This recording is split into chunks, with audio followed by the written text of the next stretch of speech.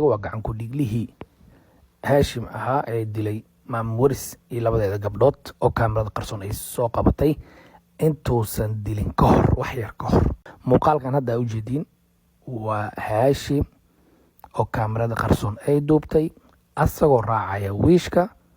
waa habeenkii la dilayay gabdhaha wax yar ka hor. muuqaalkan waa u jeedin si fiican u fiiriya, kama qasna, iska labisan yahay, liftigaas uu taagan yahay, meeshuu taabanayaa ciid bistay. wallaahi bile markaasoo kale waxaa ku qabanaysa yaa kaa hor keena meesha, yaa kaa hor keena. waa wiishkii waxaa gacanta lagu soo dhigay gacan ku dhiglihii dilay Maam Waris iyo weliba labadeeda gabdhood, kaasoo lagu sheegay magaciisa Haashim, isaga iyo weliba mid kale oo saaxiibkiisa oo haatan lagu raad joogo.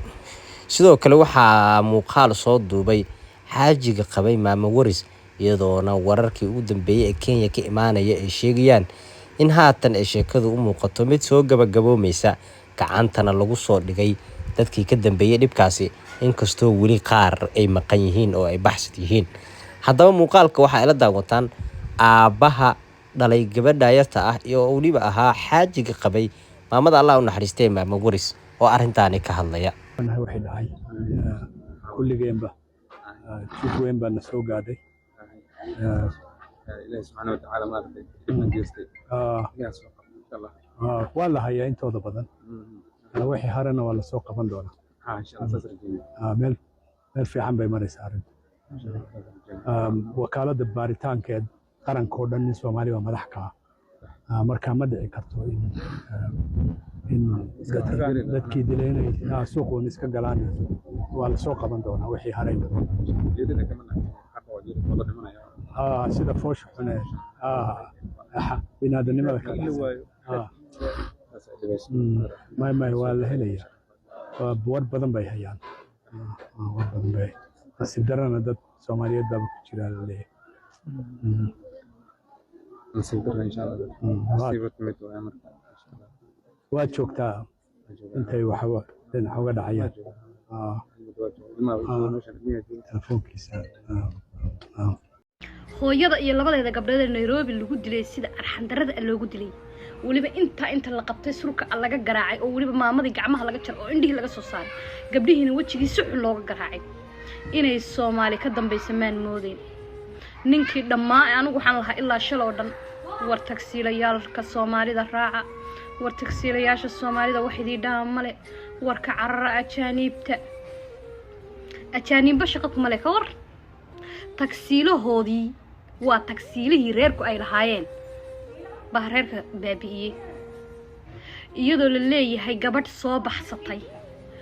qaarna ay leeyihiin jaraa'idada lagu qoray 1 milyan gabadhii ee bixisay ayaa sheegtay.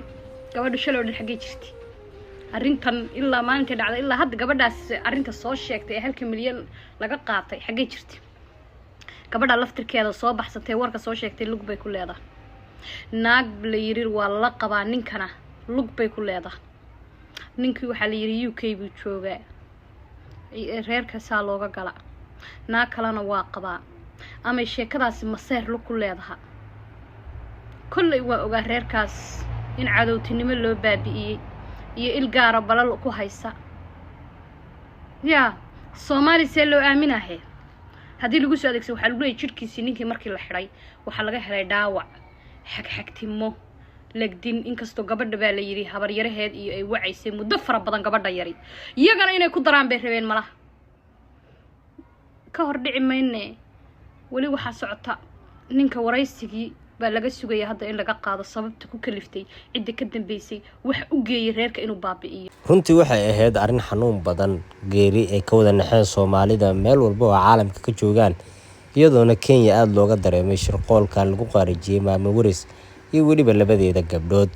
haddaba qoyskii Maam Waris iyo weliba xaajigeedii ayaa haatan xaqiijiyay in xabsiga la dhigay rag Soomaali iyo weliba iskugu jira Kenyaan, kuwaas oo lagu hayo cadeymo cadeynaya inay iyagu sabab u ahaayeen geeridii xanuunka badneed ee foosha xumeed ee loo geystay.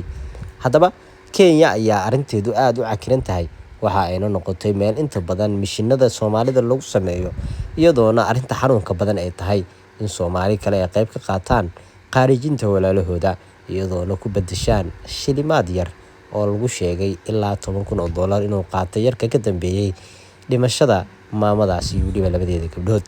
Qorshaha ayaa lagu sheegay marka hore inay ahayd kaliya in la qaarijiyo maamo Waris, balse markii ay soo raaceen gabdhihii la joogay iyada oo mid ay dhashay halka midda kalena lagu sheegay inay waalid u ahayd ayaa keentay si bal aysan arintaasi banaanka ugu soo bixin cadeyntaasna loo helin inay labadii gabdhoodna ay sidaasi u dileen naftan ay u dhaafsiiyeen.